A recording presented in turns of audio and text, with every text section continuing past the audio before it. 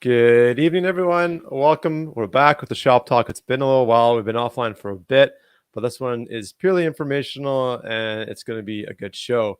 I do apologize. This one's been rescheduled a number of times, trying to work our schedule with getting our special guest tonight, which is the Chief Operating Officer of Front Lobby, Grant Burwash. And we're just going to he's got some kind of stuff to share. There's been some changes to the membership as well. So kind of talk about that. I know we kind of talked about it before, but with a lot of new people, it'd be good to get kind of Grant back in front of us. Kind of just tell us what's going on and if there's anything exciting coming down the pipe and if we need to keep our ears to the ground. So without further ado, let's get Grant on the show. Hey, Grant, how you doing tonight? Hey, good. How are you? Good. So we're just discussing before we got on air here that Grant actually resides down in Houston, Texas, and I was there earlier in June. So we're kind of just discussing that. Oh, and I have a visitor. So, anyways, yeah, it was an awesome trip and something that we want to come back and visit. So we'll have to try to track you down next time we're down there. Mm-hmm. Yeah, interesting real estate down in Texas as well. Kind of learn the difference between, as a guy originally from Calgary, and then I moved to Texas initially, like you start to realize what no zoning means and kind of these purpose-built multifamilies and stuff. So it changed a bit of my investing strategy when I actually got down to Texas, started doing a few different things on the real estate side. So it's been a good place to live for sure. Perfect. Yeah, that's awesome. Yeah, so let's give a quick introduction for the folks that don't know who you are, Grant. Give us the 30-second play-by-play and who Grant is. Yeah, thanks for having me back on. It's always a pleasure here. So I've been with Front Lobby pretty much since we launched. So it's been just over 2 years. My background, I come from kind of the tech space, but also from the real estate space. I've been investing in real estate for about 10 years, various different projects from commercial buildings development to having some rental properties as well across Canada and the US. So it's a really good space to actually be around Front Lobby, where we can actually help people build credit as renters, as well as help housing providers maximize their returns, making sure that you're getting paid on time and providing a valuable benefit to your tenants for actually paying by helping them build credit. So my current role is mostly around Front Lobby. So basically my day-to-day is spent around trying to listen to what our customers are saying, making sure we're building innovative products to help you here as housing providers to make sure that your assets are protected, and mostly for you around helping you select the best tenants, from things like instant credit checks to also helping you report rental payments and debts to the credit bureaus to make sure that you're getting paid on time, or if you have some outstanding debts, maximizing the likelihood of you actually being able to get those back, so then you can continue to cash flow your property in a positive way. Look like you got your hands full tonight there, Mac. Yeah, you know what? Let's do this. I'm going to quickly disappear. And what I would ask you, Grant, is for the people that don't really understand the premium membership and how it differs from how you can sign up as a free member, if you can kind of paint that picture. And I'm going to go off camera. I'll be listening, so I'm wireless here, and perhaps find a place for my assistant to work remotely and not beside him, because you're slightly distracting. So I'll kick it over to you, and I'll be right back. Yeah. So I'll maybe explain kind of the main areas that we actually help landlords. So the first being, we help you with screening applicants. So whether you're a basic member or premium member, which I can explain in a second, we provide you access to instant, full, long-form credit reports that come from Equifax. So that's going to contain everything you're going to need to help those tenants' decisions. You'll have all the trade lines, whether it's collections, bankruptcies, you'll get a credit score. And for premium members, those are $10. And for basic members, those are $18. We also allow our members to actually report current tenants' rental payments to the credit bureaus. So that means that each month, a payment or a debt will actually be reported to the credit bureaus as a trade line.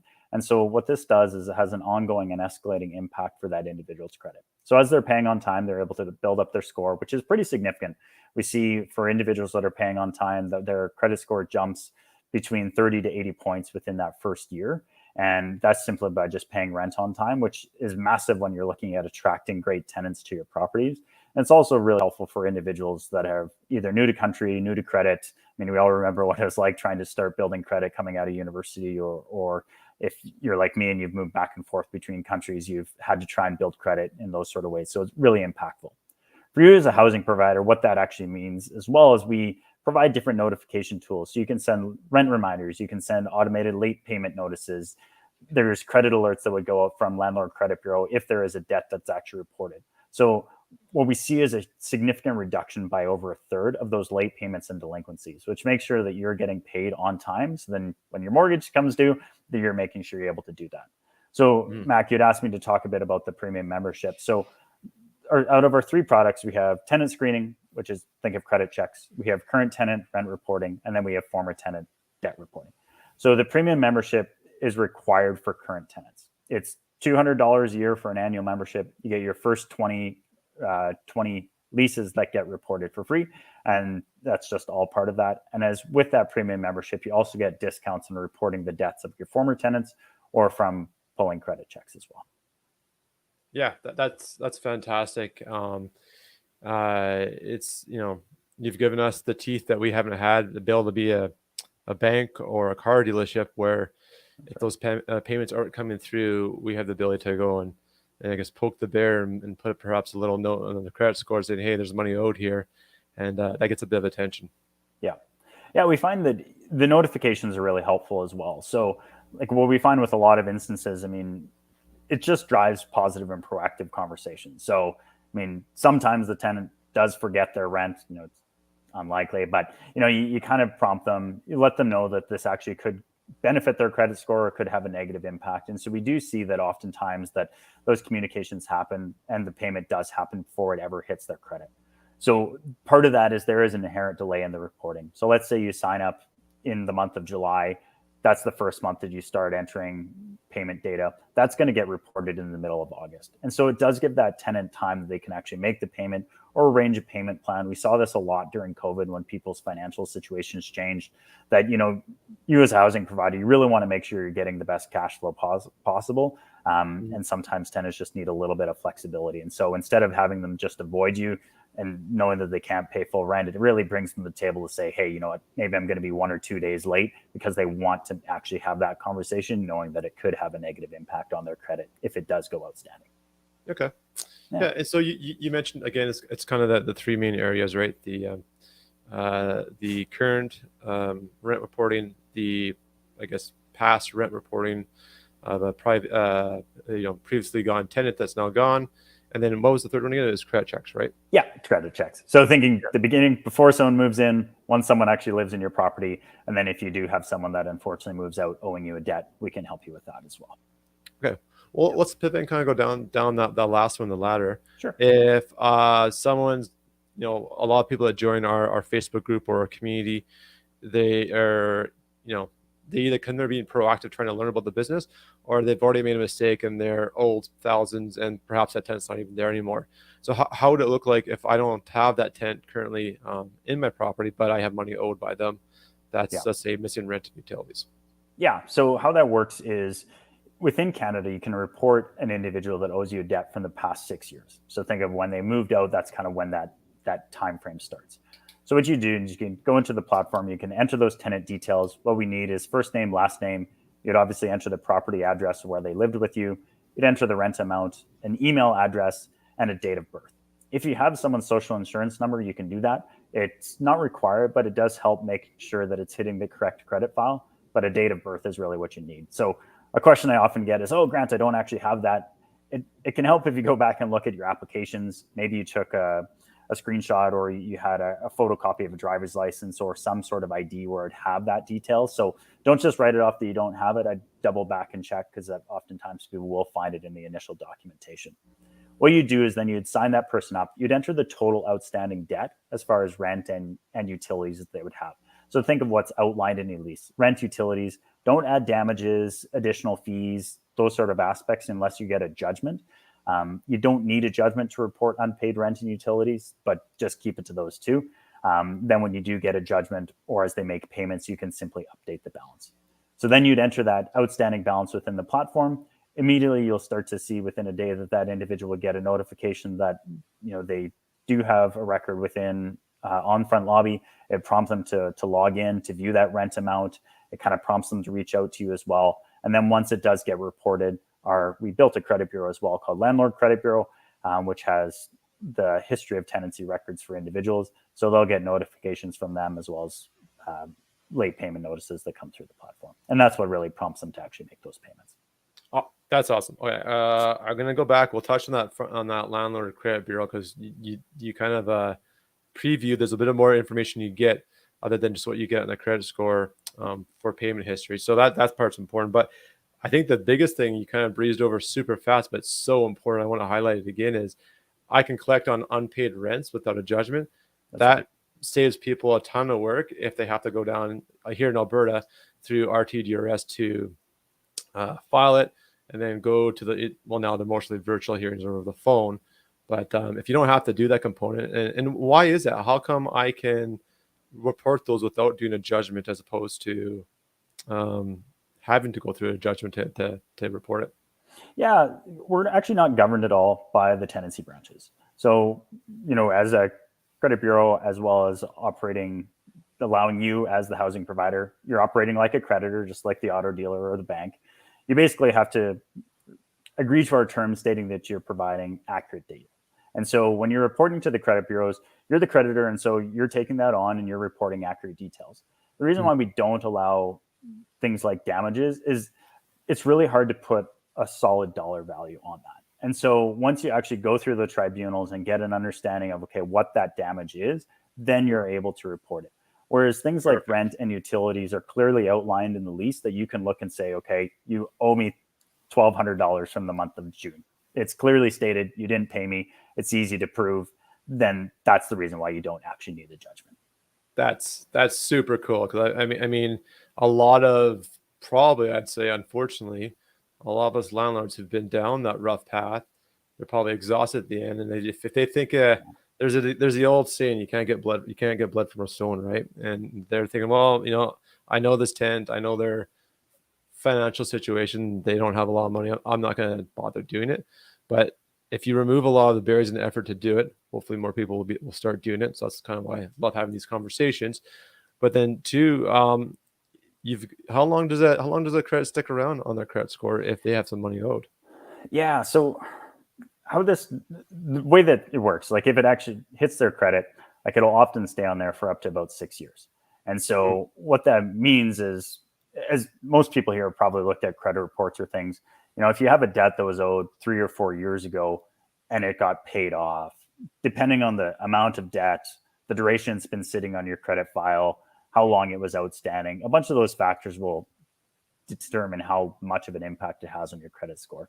Right. I can't sit here and tell you how much that is. I mean, Equifax has their algorithms that that's fine. I don't know any better than you do. But what I do know is that the duration of time, the amount that the debt was outstanding, and the value of the debt is going to determine the impact. And so for someone, if it's their first ding, like it can have a significant impact. I mean, I talked about them seeing a 30 to 80 point boost.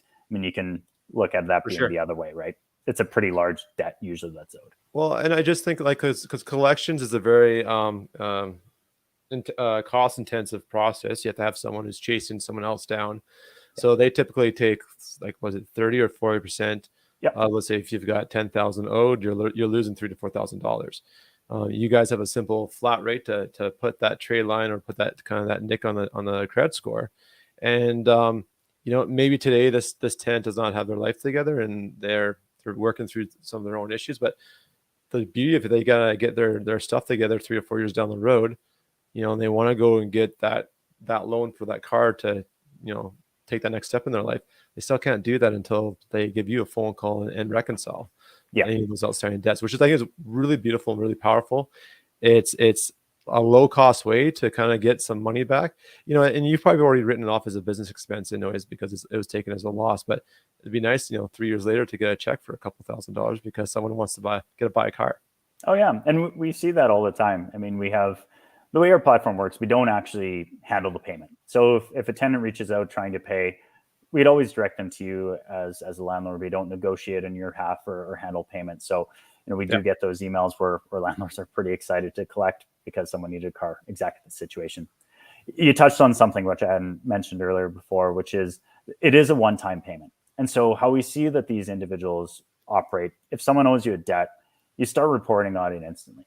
I moved out from Mac, I owed him some money. He starts to report me right away. doesn't need a judgment. If he ends up getting a judgment, he can make those adjustments moving on. And the one-time price for that is it's $200 if you're a basic member, so you don't have a premium membership with us, or it's a one-time payment of $100 if you are a premium membership. And so it's a significantly lower cost than anything else within this space.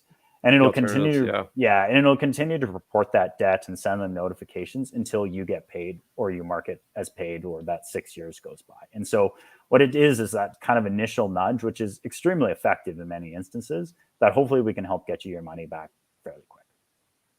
Yeah, it's such a cool thing to have those teeth because, I've heard stories, here's our Alberta perspective, trying to garnish wages. So you jump through a bunch of hoops. It's time consuming. And if you get the judgment that you're awarded some sums of thousands of dollars from a tenant that may or may not have it, if you go and garnish, say, at an employer, they usually just quit within a week or two. You get 1 or 2 paychecks and you've only got a tip of the iceberg of what you're trying to collect on, and you're redoing the whole process again. And it's quite painful and just not very effective. So this is really kind of nice to see that we've got this alternative. So pretty cool.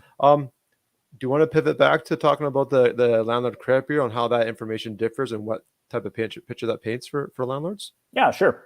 So some of your members, I know when we initially chatted, we're all operating under the name Landlord Credit Bureau. So for context, Front Lobby it's the SaaS platform that most people are going to interact with here. It allows you to report rental data to the credit bureaus. You can keep your internal lease records. Landlord Credit Bureau is just that. It is a reporting agency, more commonly known as a credit bureau, just like Equifax or TransUnion. So in conjunction with reporting to Equifax, your rental data also goes to Landlord Credit Bureau, which has a month-by-month breakdown of all the rental payments, whether it's owing, paid late, the total debt that outstanding, paid on time.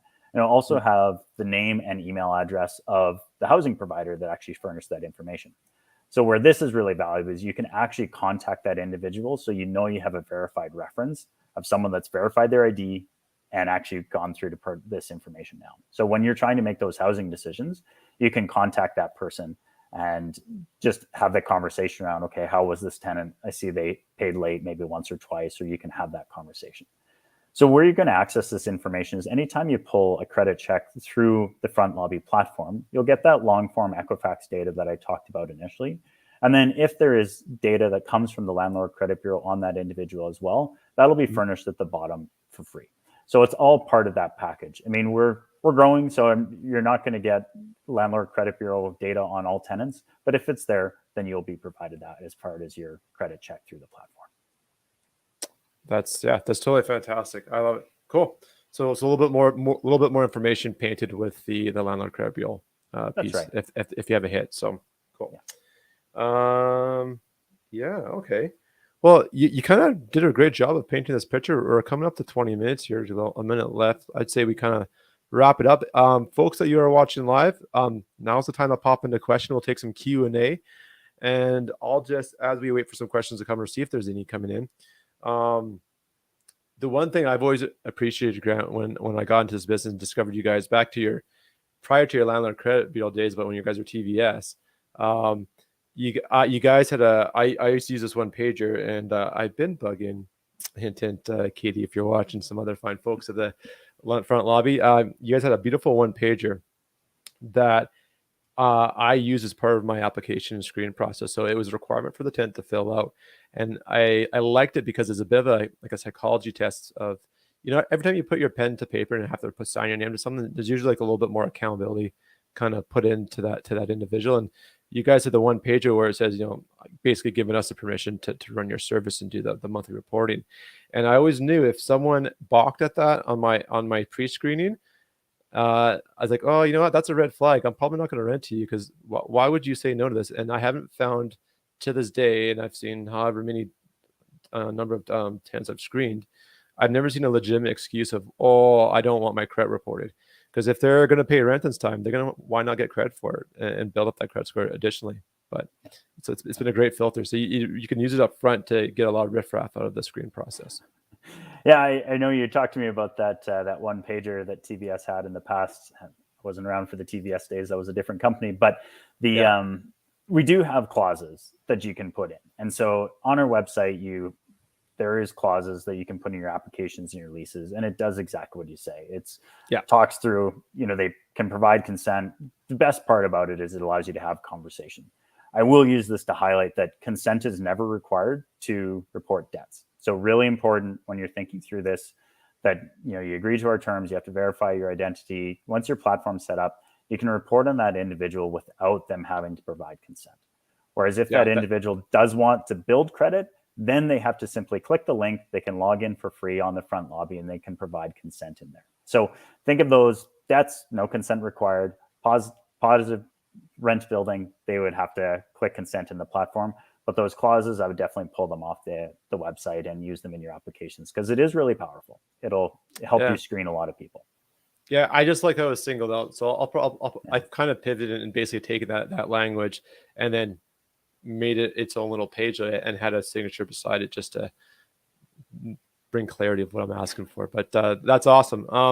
So Bill Fox just asked a question here. Is it a hard or a soft hit for tenants? So Bill, I'm going to ask you, what are you asking the question about, just to clarify? Because are you talking about the credit check that they do, or the actual trade line? Well, I know what the trade line is. So Grant, we might as well take that part away. Yeah, I can answer this one. So when you're doing an inquiry, it is a hard hit. So credit checks as for rentals in Canada are hard hits on someone's credit file. And then when you're looking at the reporting aspect, it will show up as a trade line. So trade line is one of those aspects that has the most impact on someone's credit. And so it will get updated monthly. And okay, yeah, thanks, Bill. Yeah, so on the credit check, it is that hard hit. Cool. Awesome.